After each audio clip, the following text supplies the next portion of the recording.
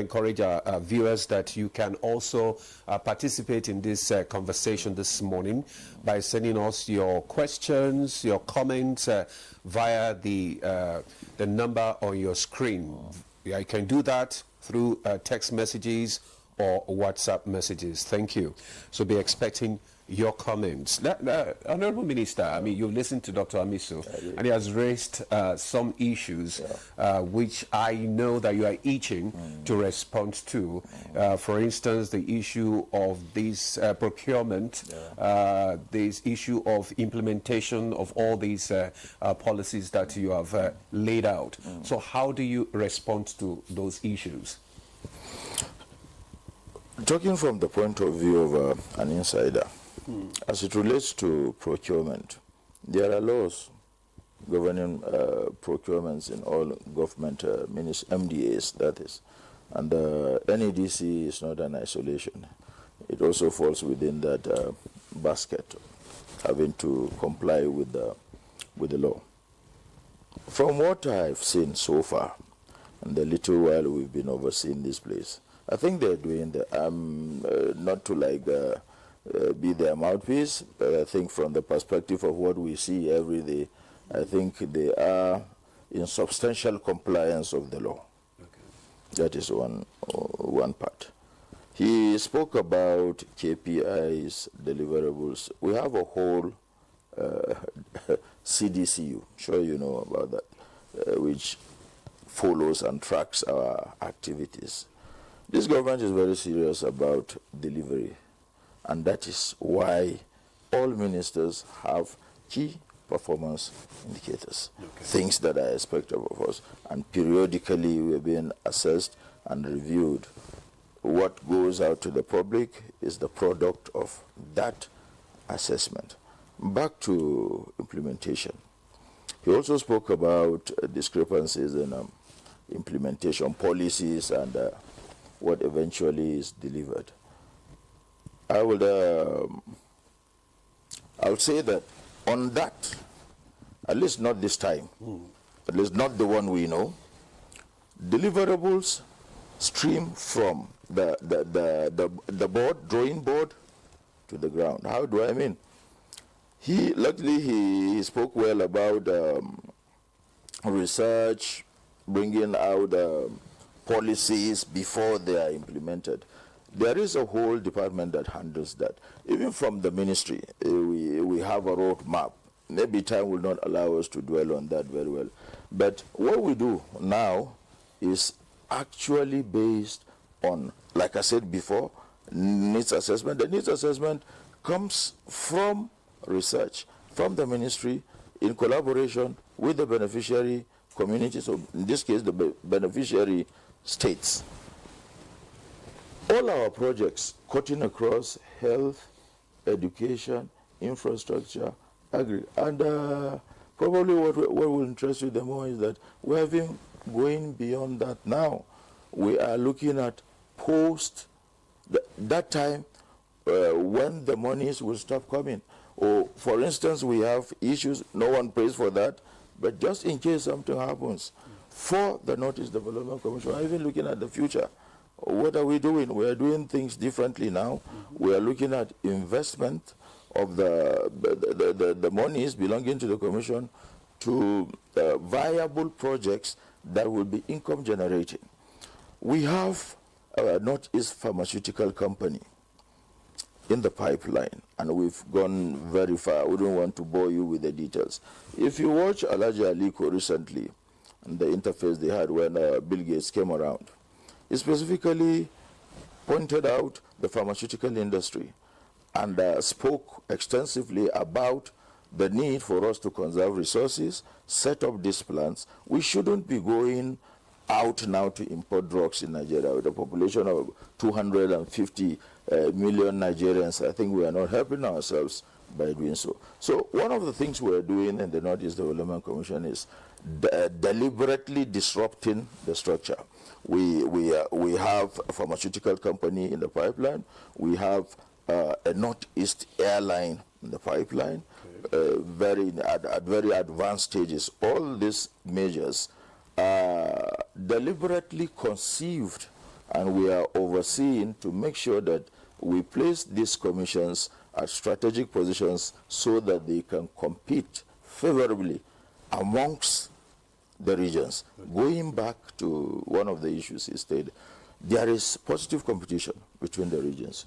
If we take the farmer grade, for instance, the farmer grade calls to revolving system that is in place. One of the things we commissioned in the Northeast Development Commission, trying it to manufacture drugs. Now, instead of importing drugs from Egypt, Malaysia, India, and sometimes we don't even know the sources, although there are agencies saddled with that. We manufacture drugs here, we save forex, we create employment, we are guaranteed of our sources of drugs, and its condition, because what the farmer grade does is it's a cold store chain.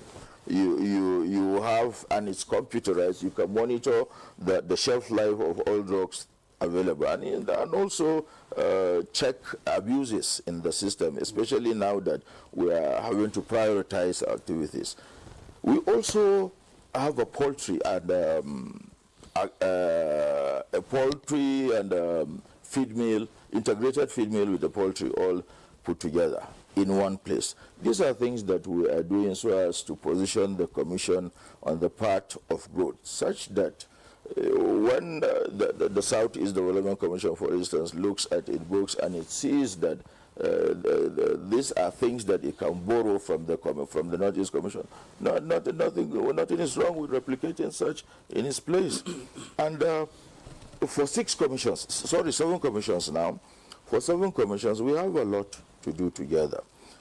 No 2 commissions, especially between the North and the South, are the same. Like the Northeast Development Commission, we certainly have areas to collaborate with the North Central and the Northwest. But you would agree with me that for the South Development and the Northwest Development Commission will definitely have very little to do, just unlike the Northwest and the Northeast. So left to me, I think it's a win-win situation. And Nigerians will be the ultimate beneficiaries of all the hard work Mr. President is doing, and we are helping in our little areas to make life better for Nigerians. Let's talk a bit more about tangibles. Yeah. That we can point to. Of course, some are taking off, some have been there. Yeah. But in the last 2 years, yes, what are the tangibles that we can point to? You know, so that we begin to gauge what Nigerians can expect going into the next 2 years. I wish I brought the handbook of the projects we commissioned about a week or so ago. Sectorally, I'll give you examples. For instance, education.